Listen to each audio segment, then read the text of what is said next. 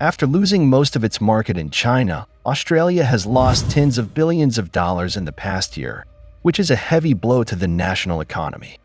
Now, it has chosen to say no to the United States and gradually lift sanctions on Chinese goods. In response, China also announced it had lifted sanctions on a range of Australian goods, opening the door to improved relations. Now, in order to seek a larger market in China, Australia has also given China a big gift. So, what has Australia done to China in the past? Why do you suddenly want to make friends with China now? In 2018, the United States and China officially started a trade war and imposed sanctions on China in many areas. As an ally of the United States, Australia has also imposed a ban on Huawei and 5G network construction.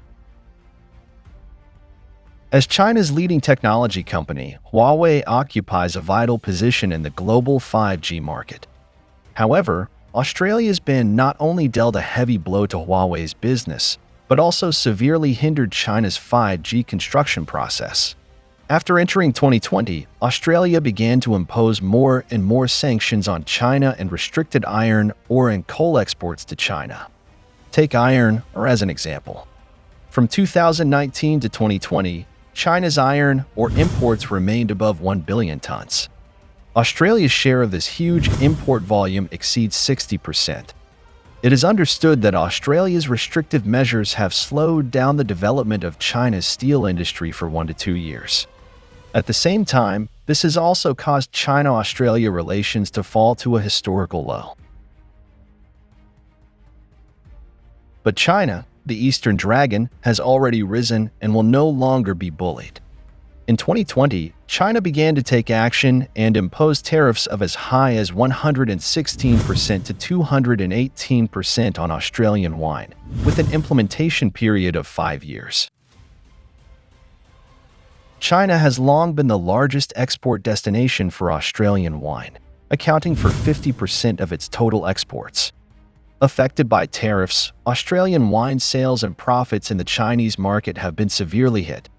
Taking the Australian Penfolds wine brand as an example, its sales in China dropped by nearly 40%, and its profits were reduced by more than half.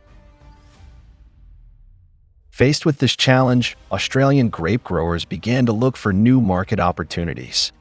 They turned to smaller markets such as resorts in Fiji and restaurants in France. But these markets are far smaller than the massive Chinese market. Therefore, although some progress has been made in these new markets, these achievements are still difficult to make up for the huge gap lost in the Chinese market. It is estimated that the Australian wine industry is losing up to $1.2 billion a year due to the reduction in the Chinese market.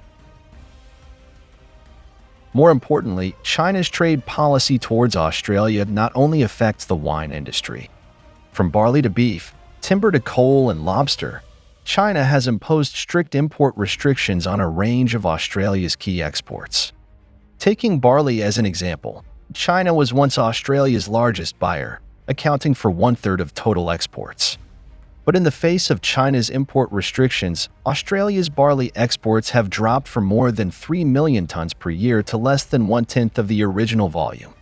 The change has dealt a huge economic blow to Australia's barley growers and exporters, with losses estimated at more than $1 billion. It is understood that this situation has lasted for more than 3 years, bringing huge challenges and pressure to the Australian economy.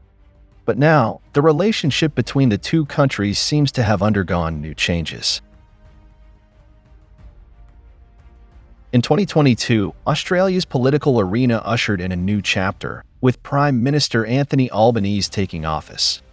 After taking office, the new Prime Minister quickly made improving relations with China a policy priority. In order to show his sincerity, he returned 3 precious cultural relics and artworks from China in 2023. Subsequently, Prime Minister Albanese announced the end of the safety review of the Darwin Port project. As an important hub for China-Australia trade, the completion of the security review of Darwin Port is of great significance to promoting trade exchanges between the two sides and deepening mutually beneficial cooperation.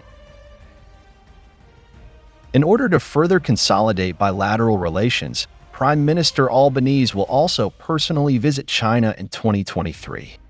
This is the first visit to China by an Australian leader since 2016, and it also ushered in new development opportunities for the relations between the two countries.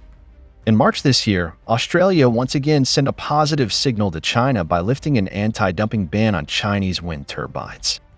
Through this series of measures, we can find that Australia will not continue to obey the arrangements of the United States and is also trying to develop the Chinese market that it once lost.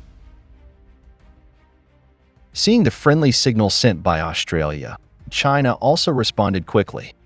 In the second half of 2023, China not only decided to resume imports of Australian coal and iron ore, but also decided to restart the import of timber.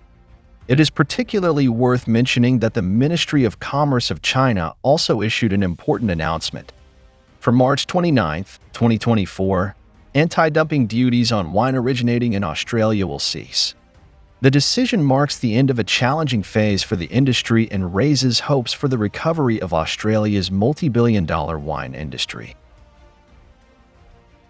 In fact, in order to re-enter the Chinese market, Australia ignored the warnings of the United States and directly withdrew its previous lawsuit against China at the World Trade Organization.